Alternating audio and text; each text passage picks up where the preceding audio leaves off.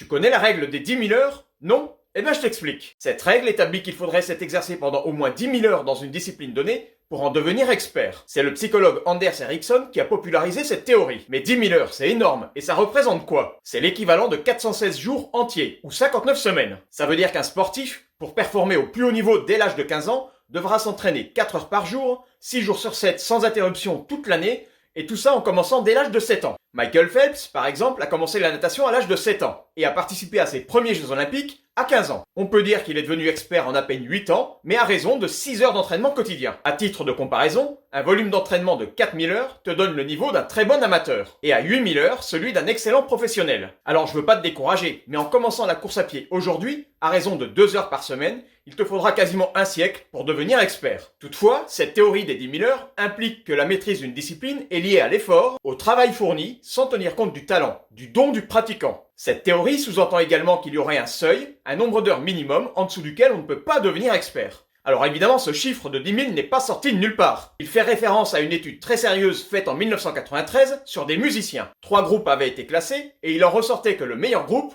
pour en être arrivé là, avait travaillé en moyenne au moins 10 000 heures. Cependant, une étude plus récente vient remettre en cause ces résultats, soulignant que l'entraînement n'est pas le seul élément qui permet de maîtriser une discipline. Et oui, ce n'est pas si simple. Certes, le volume de pratique est très important, voire capital, mais il faut aussi tenir compte de l'environnement ou des facteurs génétiques qui peuvent expliquer les différences de performance entre les individus. Pour résumer, en règle générale, s'exercer permet de s'améliorer, mais cela ne rend pas forcément meilleur que l'autre.